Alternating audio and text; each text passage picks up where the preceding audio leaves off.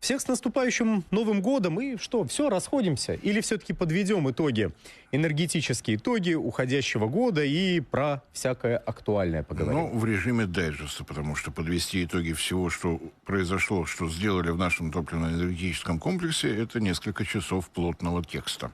Так что, если что, подписывайтесь на телеграм-канал «Нефтегазовая игра», Борис Марцинкевич, Гео Энергетика Инфо. Где-то там будет все подробнее, а теперь коротенько, на 1 часочек.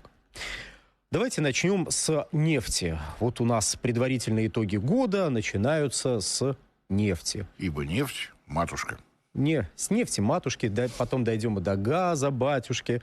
Ну а пока давайте посмотрим на нефть, которая находится в подвешенном состоянии. Собственно, с ноября 2023 года у нас в мире распространяются прогнозы о том, что ой, ну что вы тут рассказываете? Нефти скоро станет избыток, скоро будет ее так много, что она никому не будет нужна, поэтому цены должны быть низкими. Избытка нет, но все в ожидании, и вот здесь вы видите итоги 2023 года, предварительные итоги 2024 года по оценке ОПЕК и прогноз ОПЕК на 2025 год. Как вы видите, ОПЕК ожидает и рост в текущем году, что было бы странно, если бы не ожидали, вот, и ожидают рост примерно на 1,5 миллиона баррелей в сутки в 2025 году. Довольно скромно, но, с другой стороны, в течение десятых годов потребление нефти и прирастало примерно на 1,5 миллиона баррелей в сутки за один год, что было хорошими темпами. Но мы тут уже привыкли 2 миллиона баррелей в сутки за год, 2,5. Нет, 1,5 – это очень хорошо. Но, тем не менее, вот эти итоги 2024 года оспариваются Международным энергетическим агентством, которое говорит, да что вы рассказываете? На самом деле потребление меньше, поэтому и цена должна быть меньше. И цены почему-то смотрят на то, что говорит Международное энергетическое агентство, представляющее крупных покупателей, и то не всех, а не на то, что говорят производители. Удивительно. Ну, в МЭА не только потребители, но и примкнувшие к ним Норвегия и Соединенные Штаты, которые еще немного, еще вот-вот и когда-нибудь станут экспортерами чистыми. Ну, пока не стали, поэтому чистые импортеры, поэтому не надо их из потребителей выписывать. Все, крупный потребитель, крупный импортер, поэтому все, ни в коем случае. Соединенные Штаты, почему мы так не уважаем? Нет, будем по мере сил уважать. По крайней мере, как производители нефти. Ну, вот разве что. Хотя и как потребителей их тоже можно уважать, рынок хороший, платежеспособный вполне. Ну и, собственно говоря, давайте про доходы бюджета Российской Федерации от нефтегазовых поступлений. Я напомню, бюджет Российской Федерации делится на ненефтегазовые доходы бюджета, на ненефтегазовые и нефтегазовые. Вот если мы смотрим на разбиение по нефтегазовым и ненефтегазовым, то вот прекрасная табличка, нами составленная по данным Минфина Российской Федерации. И итоги, ну, правда, за первые 11 месяцев, все-таки декабрь еще не закончился, еще не все итоги декабря подбиты, соответственно. Но общее представление, я думаю, эта таблица дает. В текущем году доходы бюджета Российской Федерации будут рекордными, а доходы нефтегазовые будут близки к рекордным. Рекордные были в 2022 году, ну, после взлета ракетой всех котировок, всех цен на энергоносители во второй половине 2021 года. Так получилось. И которые продолжались и в 2022 году тоже. Там наши партнеры, вот как раз-таки, вот почему не уважать США? Байден лично в марте 2022 года очень помог бюджету Российской Федерации, заявив, ребята, мы скоро уберем российскую нефть с мирового рынка. Все испугались. Российская нефть с мирового рынка не ушла, но подорожала. И вот немножечко успели дополнить бюджет. Байдену, мне кажется, надо сказать спасибо в уходящем году, тем более, ну все, человек нас покидает. Я вообще с уважением к нему отношусь, потому что о том, что он будет изо всех сил удалять российскую нефть с рынка, он заявил 8 марта. Поздравляю с праздником. А эмбарго на поставки российской нефти и нефтепродуктов в Соединенные Штаты стартовали 22 апреля. Байден молодец. Поэтому, я думаю, все успели посмотреть на таблицу. Кто не успел, можно потом в ВК-видео найти запись нашей программы, остановить, посмотреть внимательно и убедиться в том, что, ну, надо, вот понимаете, вот с одной стороны люди риторику всякую, вот прям мы загнобим Россию, а с другой стороны человек взял и помог. Ну, не молодец ли он? Он молодец. Мне кажется, надо его после ухода с поста президента, чтобы никто не догадался, наградить какой-нибудь правительственной наградой от Российской Федерации. Вот, идем дальше. Что важно в этих самых нефтегазовых доходах, которые идут выше прогнозов? То есть у нас есть дополнительные нефтегазовые доходы, которые опережают, соответственно, представления о прекрасном, которые были у Минфина в конце прошлого года, когда прогнозировалось, сколько же денег соберут с наших нефтегазовых компаний в 2024 году. Собирают больше, ожидался рост на 24,5%, а доходы за первые 11 месяцев нефтегазовые выросли на 25,5%. Ну, то есть это, знаете, неплохо. На 1 процентный пункт. Что важно, давайте в нефтегазовых доходах, вот списочком сейчас посмотрим. Крупнейшие нефтегазовые доходы, ну, статьи этих самых нефтегазовых доходов у нас, я понимаю, сейчас все зрители такие, ура, про налоги, обожаем слушать про налоги. Но послушать про налоги, мне кажется, полезно, потому что это налоги, которые влияют на практически всех граждан Российской Федерации, потому что они наполняют бюджет нашей страны. Так вот, НДПИ на нефть – это крупнейший нефтегазовый налог, который собирается с наших нефтегазовых компаний. И за первые 11 месяцев вот он дал более 9 триллионов рублей. Разумеется, там есть еще налоговые вычеты, которые снизят итоговые поступления. То есть сначала собираются эти налоги, на следующий месяц считаются вычеты. Но, тем не менее, порядка 2/3 всех нефтегазовых доходов дает НДПИ на нефть. И, конечно, нельзя забывать о том, что часть этого НДПИ нефтяные компании собирают с нас с вами на автозаправках. Так что мы тоже причастны к этим большим успехам наших нефтяных компаний. Чем можем, тем помогаем. Ну, в заправках не собирают, но закладываются. Этот показатель. Так вот, НДПИ на газ у нас более триллиона рублей. Ну, 1 триллион 300 миллиардов. Знаете, как более 9 триллионов. Ну, 300 миллиардов туда-сюда. Для понимания, по-моему, у нас угольная отрасль что-то порядка 150 миллиардов дает. У нас угольная отрасль в этом году ничего не дает. Угольная отрасль в прошлом году давала порядка около 1,5 миллиардов. Здесь, знаете, 300 миллиардов туда, 300 обратно, можно округлить. НДПИ на газ считается вместе с налоговой добавкой, которая была наложена, извините за тавтологию, на «Газпром» в прошлом году. Он дополнительно по 50 миллиардов рублей в месяц платит этого самого НДПИ на газ. Но это было сделано для компенсации выпадающих доходов от ожидавшихся выпадающих доходов от сокращения поставок на экспорт. Ну вот, пожалуйста, более 1 триллиона, знаете, более 1 триллиона, 1 триллион и 300 миллиардов, вот, даже не будем, 310 миллиардов рублей были собраны в качестве вот НДПИ на газ. Ну и экспортная пошлина на газ, экспортная пошлина на нефть и нефтепродукты с текущего года не платится. Скромная сумма в 409 миллиардов рублей. Скромная. Есть ли еще какие-то комментарии? Или бежим дальше в режиме дайджеста? Двигаемся дальше. У нас сегодня предновогодняя передача, поэтому говорить о том, какова будет цена газа в следующем году в России, мы не будем говорить. А мы, по-моему, говорили об этом в прошлый раз, что будет на скромные там 10, с небольшим процентов, она будет повышена. Мы уже говорили. Кстати, пересмотрите наши предыдущие выпуски, там много было полезного. Так вот, также можно на ВК и в других соцсетях, где эти видео выкладываются. Так, нефтегазовые доходы у нас, значит, составили 10,3 триллиона рублей, превысив показатели аналогичного периода предыдущего года. Да, на 25,7%. Я вот немножечко ошибся, на 0,2%. Вот. Но все равно это больше, чем прогнозировалось Минфином. И тут, знаете, отмечается следующее, что вот этот дополнительный рост в основном происходит за счет роста цен на российскую нефть, ну и сокращения дисконтов. А чтобы проиллюстрировать, а то у нас обычно как-то люди, знаете, так с опозданием на 2 года на происходящее смотрят, и многие говорят, ну что ж, наша нефть за бесценок продается. Ну вот давайте, наши коллеги из НАНС Медиа собирают еженедельно информацию и ею делятся. Вот давайте посмотрим на дисконты на российскую нефть, опять же, списочком. Мы в нашей передаче обожаем графики, списки, таблицы, так что... Дисконт, разумеется, от марки Brent. От марки Brent, действительно. Urals, СИФ это означает, что вы считаете не только цену нефти в порту отправления, но и транспортные расходы, и фактически это цена в порту у получателя этой нефти, вот мы взяли именно этот показатель. То есть это Urals, которую доставили до порта в Индии. Дисконт 5%.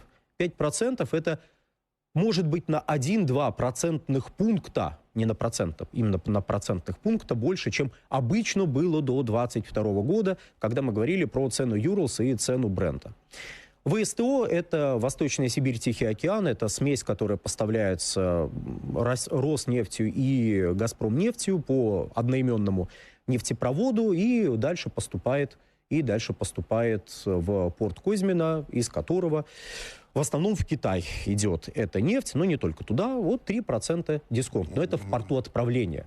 ВСТО более легкая, менее сернистая, поэтому обычно она была на уровне с Брентом, но сейчас такую... Нет, но это ФОБ, соответственно, это ФОБ, да. При поставке, я думаю, котировка СИФ там как раз получается с учетом транспортных расходов на уровне Брента и будет. Собственно говоря, у нас периодически, а почему WTI дешевле? WTI это североамериканский бенчмарк. Почему он дешевле, мол, чем Брент? Потому что Брент торгуется рядом с нефтеперерабатывающими заводами, а WTI рядом с портом отправления. Поэтому там считается, что еще нужно надбавить за доставку. Ну вот, поэтому иногда бывает, что даже бенчмарки отличаются. Ну и ВСТО, кстати, своего рода для нас становится бенчмарком с учетом некоторых налоговых нововведений, но мы о них как-нибудь еще поговорим, я думаю, в следующем году. Вы же любите слушать про налоги. Ну и CPC или КТК тоже довольно небольшой в порту отправления, довольно небольшой дисконт, 7%. Но она сернистая. Какой процент? Я вот сейчас, кстати, не вспомню. Вот и, возможно, Борис вспомнит, нет? Нет, ну ладно. На уровне Юрлса идет, но КТК это, если кто-то забыл, Каспийская трубопроводная корпорация. То есть наш южный порт Новороссийск. Нас тут поздравляет с наступающим Новым годом коллектив строителей АЭС «Руппур». Мы, если успеем, сегодня даже про АЭС «Руппур» планируем рассказать. Если не успеем, дорогие зрители, знайте, мы собирались сделать точнее, одна, но очень хорошая новость про эту АЭС.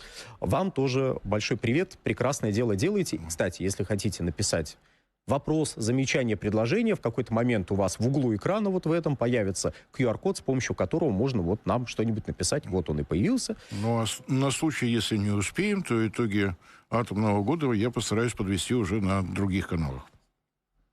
Так вот, далее. В целом с нефтяными ценами у нас следующая ситуация. А то мы как-то про цены сказали, что вот они некие.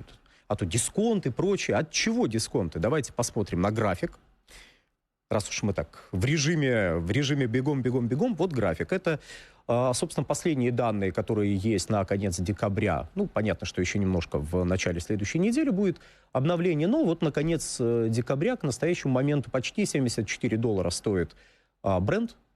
Это меньше, чем за аналогичный период прошлого года, но не катастрофически. Там разница составляет примерно $4 за баррель. На конец прошлого года было где-то порядка $78-79 за баррель. Вот. То есть мы находимся в несколько подвешенном, но стабильном положении. Все остальное будет после Нового года. Выясним, до конца ли выбрана так называемая военная премия. Как у нас там будет себя чувствовать Сирия, как себя поведет молодая израильская демократия. Все будем видеть. Да, у нас периодически отсылаются к тому, что на Ближнем Востоке неспокойно. И так уже более года. С октября 2023-го, ребята, на Ближнем Востоке неспокойно. Какие выводы из этого надо сделать? Только такие, чтобы цена падала. В любой непонятной ситуации уважаемые мировые агентства делают такие выводы из одних и тех же, из разных ситуаций, делают выводы такие, что теперь-то цена должна упасть. Вот прям вот поверьте нам. А если она не взлетела, то значит должна упасть. Да, до такого доходит. Я несколько утрирую, но вот... Ну, ближе туда. Да, но люди работают, понимаете? Вот люди работают над тем, чтобы цены для них были пониже. Но, тем не менее, 74 – это выше того прогноза, который озвучивался в конце ноября. Там озвучивалось такое мнение, что цены будут где-то 60, до 70. Цены не послушались этих прогнозов, вот выше $70 за баррель. Я точно напомню, что ОПЕК без плюса, ОПЕК заявила, что прогнозы МЭО больше учитывать не будет ввиду их излишней политизированности. Просто имейте это в виду. У нас очень многие средства массовой информации любят публиковать очередные порции прогнозов МЭА, ну, буквально каждую неделю. Вот немножечко долю скепсиса вносит в эти прогнозы точка зрения ОПЕК. Когда говорите про доходы в рублях, то не забывайте, как курс доллара у нас скакнул. Ну, мы не забываем, вы не забываете. Но, понимаете, мы-то в рублях платим за все, и нам платят в рублях. И бюджет в рублях. Поэтому курс доллара, ну, с одной стороны, то, что он скакнул, это плохо, но для доходов бюджета это хорошо. Вот, понимаете, вот, диалектика проявляется и вот в таких случаях. Ну, а то, что методика Министерства экономического развития по расчетам налогов именно в долларах, ну, за это голосует Дума, значит, так надо. Налоги мы высчитываем в долларах, потом переводим в рубли. Те самые нефтегазовые, про которые мы говорили чуть ранее. Так что, ну, вот, да, такая ситуация. Ну, и вице-премьер у нас, вице-премьер, курирующий вопросы энергетики Александр Новак дал интервью телеканалу «Россия-24», ну, и рассказал о ситуации в экономике, в нефтегазовой отрасли, так что в российской. Большое, серьезное интервью, более 40 минут, очень плотненького такого рассказа со всеми выкладками, не только того, что касается только энергетики, но и экономики. Да, там было и про ВВП, и про вопросы, связанные с инфляцией, с ключевой ставкой. Но так как мы про энергетику, то ряд каких-то таких ключевых моментов. Я полагаю, что мы в начале года все равно будем уже более основательные итоги подводить. Ну, сейчас предварительные. Итак, и мировые, и наши. И вот, значит, в этом интервью были озвучены данные об экспорте сжиженного природного газа и в целом о росте экспорта газа из Российской Федерации. И экспорт СПГ у нас должен составить 33 миллиона тонн. Ну, даже, наверное, чуть побольше по итогам декабря может получиться. Ну да, 33, если округлить. И поставки газа из России в Европу в 2024 году в среднем выросли на 18-20%. Ну, наши постоянные зрители знают, что мы обращали на это внимание в течение, в общем-то, всего года, что 2024 год, несмотря на буйную риторику уважаемых кем-то лидеров Европейского Союза в лице Урсулы фон дер Ляйен и примкнувших, несмотря на эту риторику о том, что мы отказываемся от российского газа, ну, потребители российского газа, а Урсула фон дер Ляйен не потребитель, вот они почему-то не отказываются, они наращивают закупки, и более того, эти самые закупки, как будет ясно из дальнейшего нашего рассказа, они пытаются их защитить. Но, а сколько импортирует Европейский Союз? Тут тоже некоторые изменения в 2024 году произошли. Давайте на график посмотрим. График прекрасен. Благо, есть европейские аналитики, которые эти графики составляют. Здесь мы с вами видим, ну, как, в общем-то, довольно очевидно, и данные за 21, за 22, за 23 и за 24 годы. Вполне заметно, что импорт в 2024 году был ниже показателей, да, за все предыдущие годы. За все предыдущие годы, включая минимальные показатели, которые были до 2022 года. Ностальгия по 90-м годам в Европе, да, заметно невооруженным глазом. Такие показатели, по-моему, последний раз были году в 95-м, 96-м. Вот, и отсюда, притом 95-96 это совершенно другие показатели по собственной добыче в Евросоюзе. То есть можно было бы сказать, ну, ребятки, ну, правильно, мы половину сами добываем. А теперь-то что? И количественный состав Евросоюза был немножко другой, все было другое. Нет, даже если мы на 27 текущих стран возьмем, там все равно будет хорошо, да. Так что даже скидки делать не надо, все прекрасно со всех сторон. И сейчас несколько снизить, да, кстати, а поставки из России, еще раз, на 18-20% выросли. Не поставки, потому что мы повезли, ну возьмите. А это там закупают и говорят, ребят, привезите, пожалуйста. Ну, пожалуйста, привезите, ну, как бы надо. И привозят. Это не такой рост, о котором можно было бы сказать, что все, мы вернулись к показателям 2021 года. Нет, разумеется, это в абсолютных показателях в сумме. Если и СПГ взять, и трубопроводные поставки, то где-то 55 миллиардов кубов получится. Ну, до 55. Но при этом надо учитывать, что налоговая схема при экспорте СПГ выглядит несколько иначе. Ну, к тому, что не выплачивается НДПИ на газ с этого газа. С нашего СПГ, по крайней мере, который... С нашего СПГ, который идет в Европу, а идет туда с Ямал-СПГ, да, налоги не платятся. Вот, ну, по крайней мере, не платятся не платятся те налоги, которые мы упоминали в перечне нефтегазовых. Так-то налоги, разумеется, платятся, но просто тут есть исключение. Но я понимаю, что-то мы про Запад. А давайте про Восток. А вот как развивались у нас поставки на Восток? Если можно, цитату главы «Газпрома» Алексея Миллера, давайте вот глянем. На востоке страны Российской Федерации. Алексей Борисович поздравлял коллектив «Газпрома» и вот кое-какие данные раскрыл. Да, и мы процитируем, наиболее интересные моменты. В этом году мы начали очень важный проект. Мы начали проект соединения системы газоснабжения на востоке страны с системой газоснабжения в европейской части страны. То есть восток страны будет подсоединен к единой системе газоснабжения, что усилит энергобезопасность региона. И приступили к реализации первого этапа этого проекта — строительству газопровода Белогорск-Хабаровск, который соединит газопровод «Силы Сибири» с газопроводом Сахалин-Хабаровск-Владивосток. И, конечно, это будет историческое событие, поскольку повысит надежность и гибкость поставок газа между двумя крупнейшими регионами нашей страны. Ну и, кроме того, собираются, соответственно, дальше тянуть трубы от единой системы газоснабжения с тем, чтобы подключить ее к «Силу Сибири», подключить и к ней тоже. Вот. Но не только об этом было сказано, но и о поставках в Китай, которые вышли на плановые показатели немножечко раньше графика. Вот, если можно, цитату на эту тему. 1 декабря, на один месяц раньше директивного срока, мы с вами ввели «Силу Сибири» на максимальную проектную мощность — 38 миллиардов кубических метров газа в год.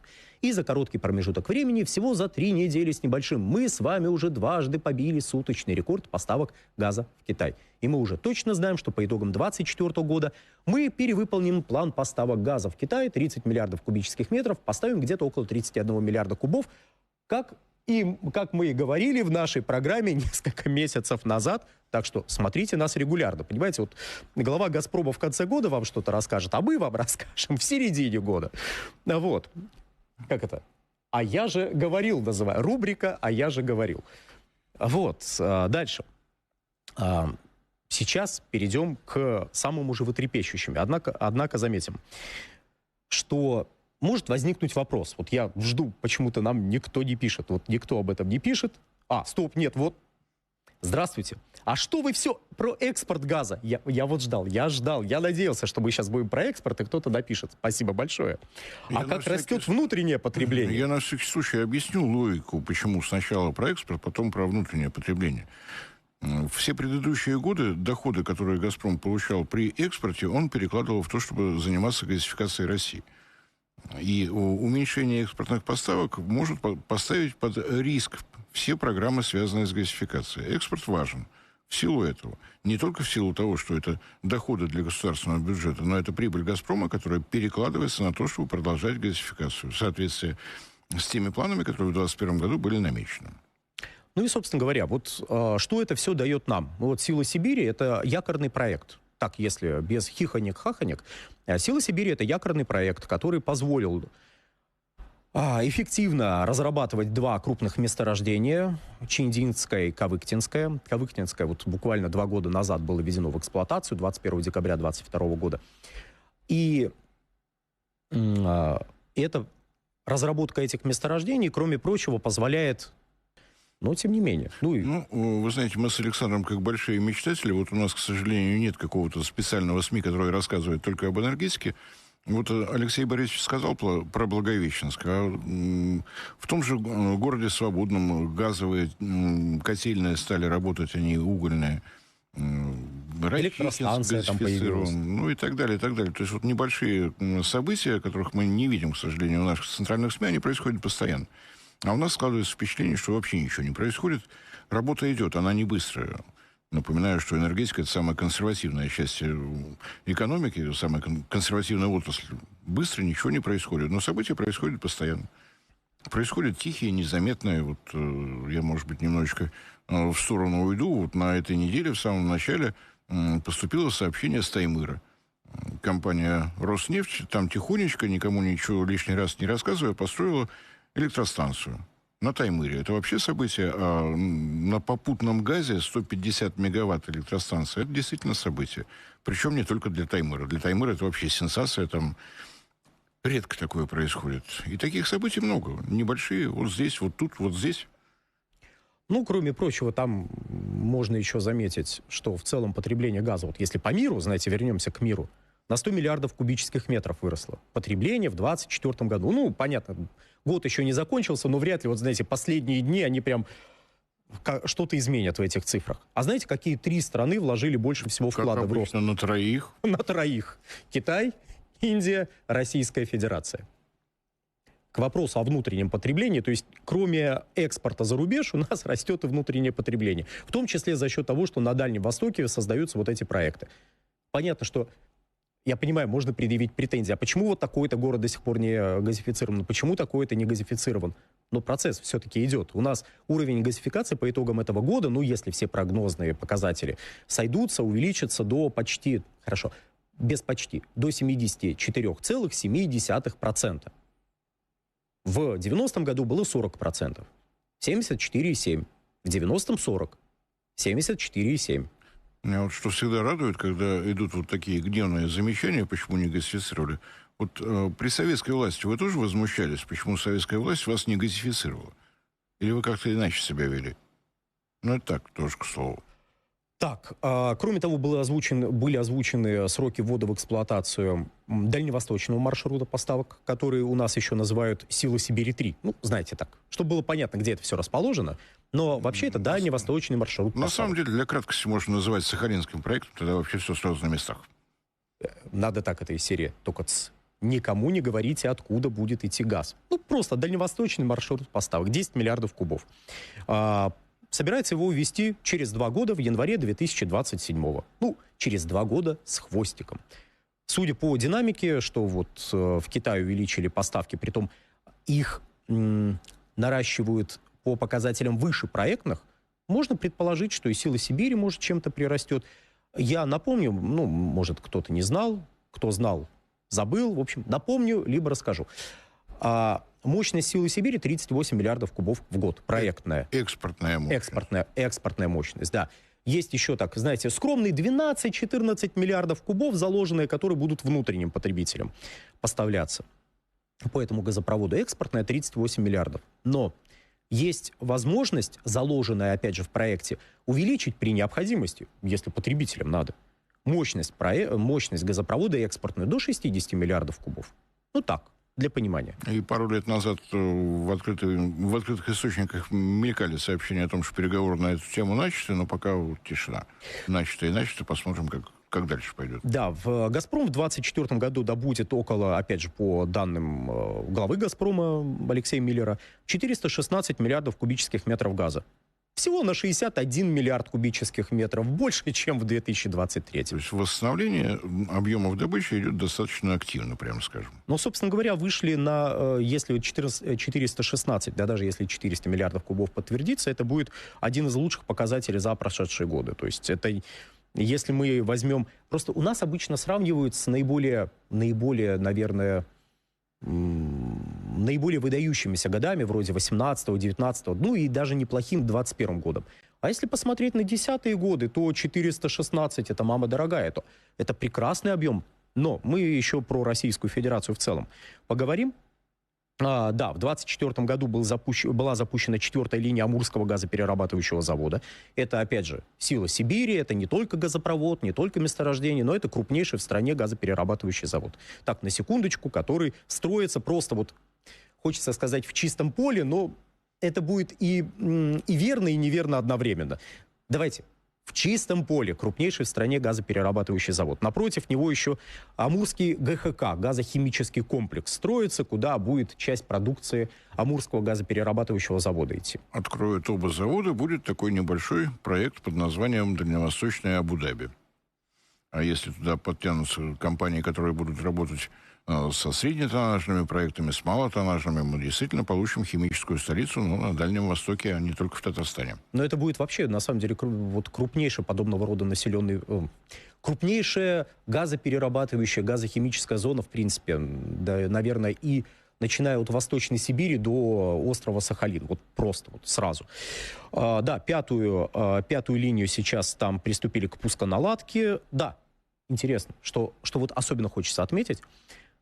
наконец стали говорить цифры по Усть-Лугскому проекту.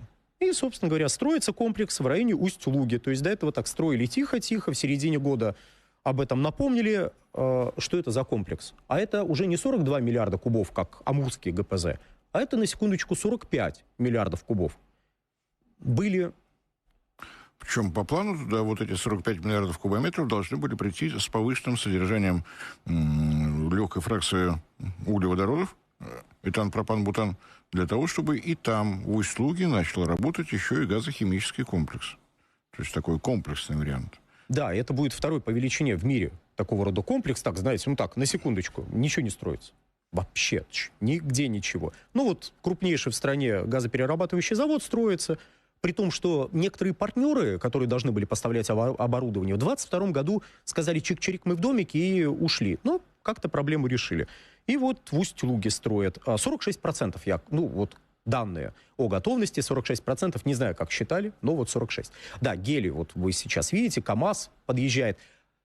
Это КАМАЗ, работающий на сжиженном природном газе. КАМАЗ, куда заливается в специальную емкость гелий, этот КАМАЗ с Амурского ГПЗ едет до, собственно говоря, до Владивостока, где организован гелиевый хаб, и там этот гелий выгружается и дальше поставляется потребителям, как внутри страны, так и вне. Вот эту бочечку, которую вы видели на автомобиле, имеет температуру минус 269 градусов Цельсия. Это даже не СПГ. То есть еще чуть-чуть и абсолютный ноль. Так, 4 градуса Цельсия и все, и абсолютный ноль. Ну, гелий, там, знаете, это если... Вот если по-простому, то если вы хотите перевозить СПГ, то у вас термос будет с 2 стенками. А если гелий, то уже с 3 стенками, потому что 2 будет недостаточно. Если не с 4 на всякий случай. А то мало ли. Вот. То есть это такой, это, кажется, бочка-бочка, ну, как бы, ну, цистерна едет. А это высокотехнологичное изделие, которое еще попробуйте изготовить. Изготовили, привезли. То есть, на секундочку, задумайтесь, что добиться сжижения гелия, это минус 269, причем это не лабораторное оборудование. Возят десятками тонн. И действительно... По-моему, единственное в России, и их очень немного в мире. Похвастаться может разве что Катар и Соединенные Штаты. Ну, кстати, у Катара меньше получится. То есть мы один только, для понимания, в мире потребляется где-то 180-190 миллионов тонн, миллионов кубических метров гелия. Один только Амурский газоперерабатывающий завод может производить, ну, сможет, когда все будет введено в эксплуатацию, 60. Но будет он это делать или нет, это еще вопрос. Это при необходимости. Это если не ронять цены, тут столько не надо. А если вырастить у себя в России потребление гелия для высокотехнологичных направлений, он в других местах не используется, то, ну, еще шарики, конечно. Ну как это? Томограф в каждый дом. Дорогие друзья, мы будем заканчивать. Надеемся встретиться с вами в следующем году. Присоединяйтесь к нам каждое воскресенье в 7 часов вечера. На сегодня все. Всего хорошего. С наступающим Новым годом. Всех еще раз с наступающим.